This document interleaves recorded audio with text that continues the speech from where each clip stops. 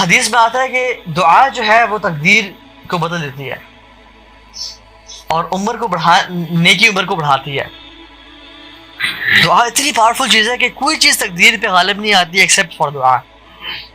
اور یہ بات جان لیں کہ تقدیر کو اللہ تعالیٰ نے کچھ اسباب سے جوڑا ہے. تقدیر کچھ چیزوں کو ایکسپیکٹس کو اللہ نے اسباب سے جوڑا ہے. فار ایگزامپل انسان کھانا کھائے گا تو اس کا پیٹ بھرے گا ورنہ نہیں بھرے گا.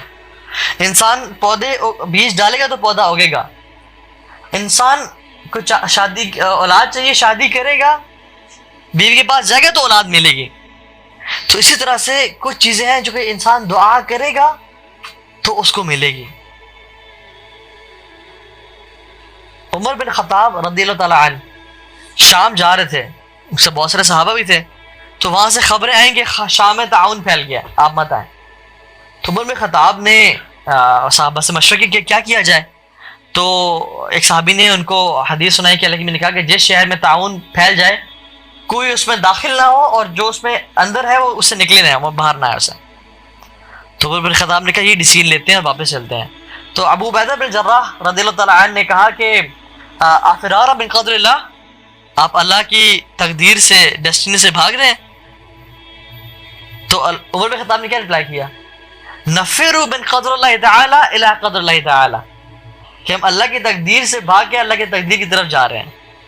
اس کا مطلب کیا تھا کہ جیسے اللہ تعالیٰ نے تقدیر میں لکھا ہوا تھا کہ بیماری آئے گی ہمارا جانا, اسی طرح سے اللہ نے تقدیر میں لکھا ہوا تھا کہ ہم وہاں نہیں جائیں گے بلکہ وہاں سے واپس مڑ جائیں گے, واپس چلے جائیں گے. تو یہ تقدیر میں لکھا ہوا تھا کہ ہم وہاں نہیں پہنچیں گے اور ہم وہاں سے چلے جائیں گے. تو جس طرح سے یہ چیز ہوتی ہے اس طرح سے دعا بھی کیا ہوتی ہے کہ جو شخص دعا مانگتا ہے تبھی اس کی وہ نیڈز پوری ہوتی ہیں. سو اللہ تعالیٰ نے تقدیر میں پہلے سے لکھا ہوتا ہے کہ یہ بندہ اس پوائنٹ ان ٹائم میں دعا مانگے گا اور وہ اس کی ایز اے ریزلٹ وہ چیز دیکھے گا اپنی لائف میں. ٹھیک ہے, جو میں نے کہا تھا نا کہ اٹس ویری امپورٹنٹ کہ ہم یہ جو ٹاپک آف دعا ہے, one of the most successful people who lived on the face of this earth, they made constant dua to Allah subhanahu wa ta'ala.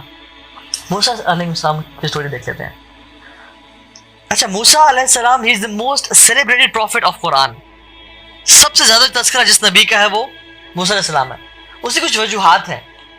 موسیٰ علیہ السلام کے جس قوم کی طرف بھیجے گئے ان کی بیسیکلی مینلی 2 آڈینسز تھیں. نمبر 1 آڈینس وہ جو فرعون اور آل فرعون اور وہ سارے لوگ تھے جو کہ ظلم ڈھا رہے تھے, جو کہ کفار تھے. اور دوسری آڈینس وہ کہ جب وہ ہجرت کر کے نکلے اور فرعون غرق ہو گیا تو وہ لوگ جو کہ اسلام میں آ گئے تھے لیکن ان کے اسلام کچے پکے تھے, کچھ منافقین بھی تھے ان میں اور کچھ لوگ وہ بھی تھے. رسول اللہ صلی اللہ علیہ وسلم کی بھی مینلی 2 آڈینسز تھیں.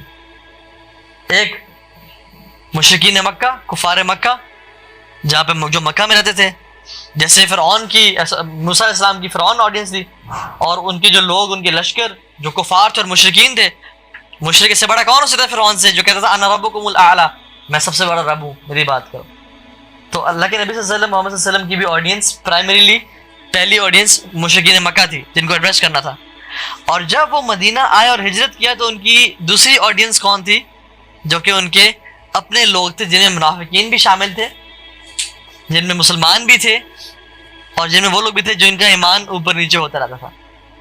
تو that's one of the reasons کہ موسیٰ علیہ السلام کا تذکرہ قرآن میں بہت زیادہ ہے, کیونکہ حالات جو ہے نا وہ آڈینسز ایک طرح کی تھے.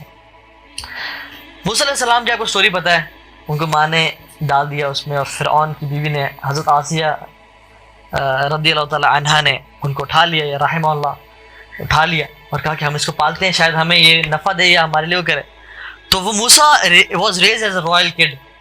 فرعون کیا سمجھ لو بیٹا بن کے اس میں گزارتے. ٹھیک ہے, ان کو وی آئی پی ٹریٹمنٹ ملتا تھا اور سب کچھ ان کا لگی, کیا بادشاہت ہوگی اس میں. تو موسیٰ بنو اسرائیل میں سے تھے. ٹھیک ہے, تو وہ اٹھے, ان جو جوان ہوئے تو اللہ تعالیٰ نے ان کو طاقتور قوتور بنایا. ٹھیک ہے, قرآن ان کے بارے میں مینشن کرتا ہے کہ he was a strong man اور he was very intellectual as well. وَآتَيْنَاهُ حُكْمًا وَعِلْمًا, ان کو حکم بھی دیا اور علم بھی دیا اللہ تعالیٰ نے. So he was wealthy financially, اور نوجوان تھے. نوجوان کے پاس پیسہ آ جائے تو وہ عام طور پہ سینسیبل نہیں رہتے. تو وہ سینسیبل بھی تھے, اور جب قوت بھی آ جائے اور اسٹرانگ بھی ہو جائے انسان اور پھر رائل فیملی کا ہو تو عام طور پہ بگڑ جاتے ہیں, لیکن اللہ تعالیٰ نے ان کو ہدایت پہ رکھا. اب یہ کیا کرتے تھے, ان کا تو چاہتا تھا کہ لوگوں کی جو ظلم ہو رہا ہے ان کو میں ختم کروں. تو یہ ایسے ٹائم پہ نکلتے باہر, کیونکہ رائل فیملی کو کے لیے الاؤڈ نہیں تھا کہ وہ باہر رینڈملی بازار میں لوگوں کی مدد کریں. تو وہ دوپہر کے ٹائم میں نکلے, جس کو وہ لوگ سیسٹا بولتے ہیں یا ہم لوگ عربی میں کیلولا بولتے ہیں. ایسا ٹائم جس میں دھوپ ہوتی ہے اور لوگ اپنے ملازموں سے بھی کام نہیں کرواتے ہیں, جس میں everybody use to sleep in their houses, گرمی اور دھوپ کی وجہ سے, اسپیشلی اس ایریا میں مصر میں. تو وہ وہاں پہ وہ اس ٹائم نکلتے تو وہ لوگوں کی ہیلپ کرتے. تو انہوں نے ایک دفعہ دیکھا کہ باہر نکلے تو ان کا جو ایک قوم کا شخص تھا اس کی لڑائی ہو رہی تھی دوسرے رائل گارڈ کے ساتھ بیسیکلی. اور وہ کیا کہہ رہا تھا, وہ کہہ رہا تھا کہ وہ آپس میں بحث کر رہا تھا. تو اس نے موسیٰ کو پرووک کیا کہ یہ مجھ پہ ظلم اور زیادتی کر رہا ہے. تو موسیٰ علیہ السلام he was a very strong man, انہوں نے اس کو مکہ مارا اور وہ وہی پہ مر گیا. اب نو اگر آپ کوئی عام قتل کرے نا, آپ نہ کیجیے گا, میں مثال دے رہا ہوں ٹھیک ہے, اگر کوئی انسان قتل کرے تو پولیس اس کو پکڑتی ہے, پکڑنے کے پیچھے لگتی ہے. لیکن اگر آپ کو پولیس کا بندہ مار دیں تو پھر they go crazy, they will definitely find you. تو سمجھ لیں رائل گارڈ کو مار دیا مطلب پولیس کا ان کا اپنا بندہ مار دیا. اب پورے شہر میں جو ہے نا طوفان مچ گیا کہ موسیٰ کو ڈھونڈو, ہر بندہ ڈھونڈ رہا ہے موسیٰ کو. تو موسیٰ السلام نے کیا کیا کہ نکل گئے. اینڈ گوئنگ ان ٹو صحرا having nothing is death it self, کہ نہ پانی ہے, نہ ڈائریکشن ہے, نہ شیلٹر ہے, نہ کچھ ہے. اور صحرا میں نکل گئے جہاں پہ کچھ نہیں پتا. اور صحرا میں کیا ہوتا ہے, انسان گول گول چکر مار رہا ہوتا ہے. تو موسیٰ علیہ السلام نے اللہ تعالیٰ سے دعا کی کہ مجھے سیدھا راستہ دکھائیں. تو اللہ تعالیٰ نے ان کو ایک آٹومیٹک جی پی ایس سمجھنے دے دیا کہ جو بالکل اسٹریٹ مدین کی طرف وہ گئے, اور وہ گول گول نہیں گھومتے رہے. کیا ہوا, long he was tired, it was a tireless journey, اور آئے اور سائے کے نیچے بیٹھے. اب دیکھا کہ لوگ وہاں پہ پانی پلا رہے ہیں اپنے اینیملس کو ویل کا. تو دو خواتین پیچھے کھڑی ہیں اور ان کے اینیملس تو چاہ رہے ہیں کہ پانی اور کنویں کے پاس جائیں, لیکن ان کو کھینچ نہیں ہے کیونکہ وہاں پہ جو لوگ ہیں وہ ان کو جگہ نہیں دے رہے تھے, اور وہ لوگ کچھ اچھے مناسب بھی نہیں تھے. they were a type of people جو کہ بدتمیز لوگ تھے, جو کہ عورتوں کو جگہ نہیں, جیسے قرآن کی لینگویج سے سمجھ آتا ہی ہے ٹھیک ہے.